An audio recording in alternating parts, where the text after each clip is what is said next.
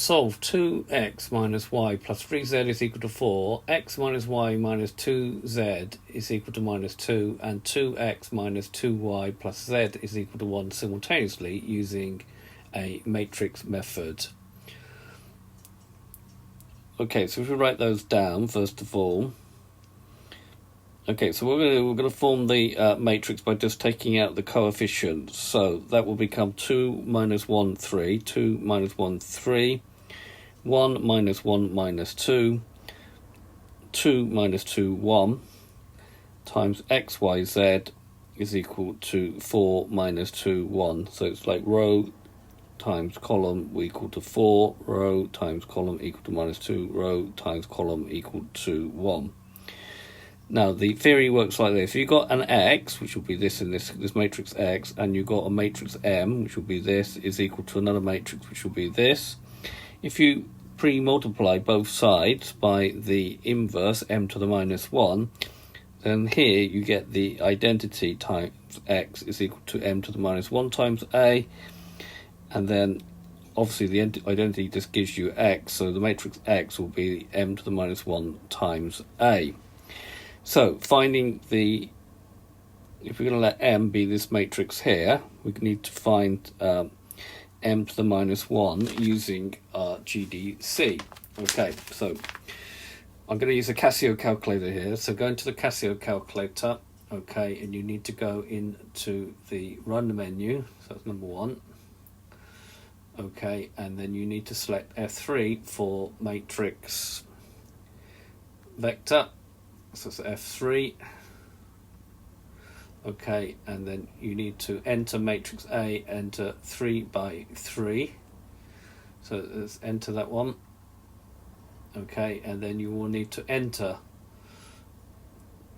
2 minus 1, 3, 1, minus 1, minus 2, 2, minus 2, 1. It will first ask you the size of the matrix which you want, a 3 by 3 from here. Okay, once you've done that, press exit again, and then go to option, and now we want matrix vector, so that's F2, and we want it to consider a particular matrix, so F1, we want matrix A, so it's alpha A, and we want it the inverse of it, so raise to the power, and press in minus 1, press enter. Okay, and you will get the inverse matrix. 1, 1, minus 1, 1, 4 over 5, minus 5, 7 over 5, 0, minus 2, 1 over 5. Right, if we now go back, we'll just write that down. So using the GDC to find m to the minus 1, we get that. Okay, obviously getting fractions in here makes it a little bit difficult, but they're all the same. So we'll take out 1/5, we'll make all the ones 5. So we'll say it's 1/5, 5, 5 minus 5, 1.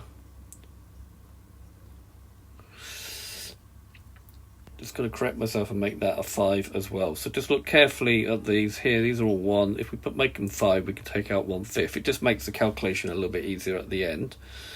Now, you could actually just do the calculation on your calculator, but right, so if we've got the original matrix equation, what we're going to do is pre-multiply both sides by that. Now, this looks quite horrendous, but we don't actually have to work it out because it is actually 1, 0, 0, 0, 1, 0, 0, 1, which is the identity, which is what you get when you get m to the minus 1 times m for matrices.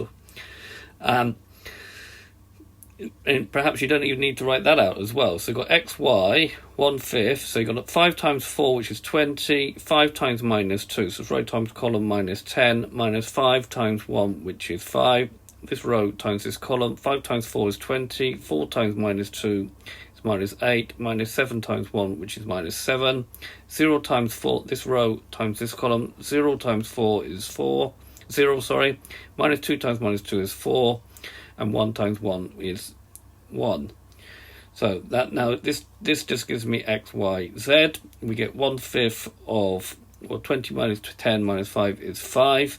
20 minus 8 minus 7 is 5. 0 plus 4 plus 1, which is 5. And then we take the 1/5 in. We get that x is 1, y is 1, and z is 1. So this is how it works with the matrix method. Admittedly, we found this using a calculator. There is a mathematical way of doing it, which we might look at later.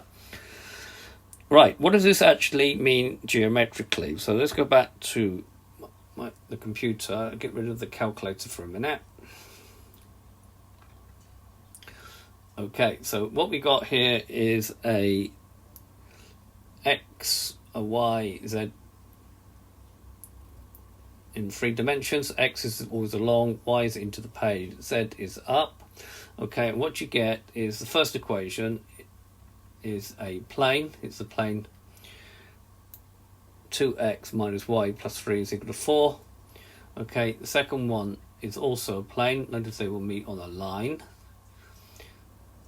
Okay, x minus y minus 2z is equal to minus 3. And then here we have the third plane, 2x minus y plus z is equal to 1. And what happens is that at this point, for this particular value, they all meet at a point 1, 1, 1, which we've just calculated. We can look at this at different angles here. It's difficult to see, but they all actually meet at a particular point. However, it doesn't raise the fact that they might not meet at a point. They could meet on a line, or just there might not be a unique solution, and that will be looked at later in this course. Okay, so this GeoGebra app I'll put in the notes of the video. I hope you have understood. This has been a video about trying to find the solving simultaneous equations in three dimensions, using a matrix method to find the point of intersection, which is there. Okay, and then explain what it means geometrically. Thank you very much for watching.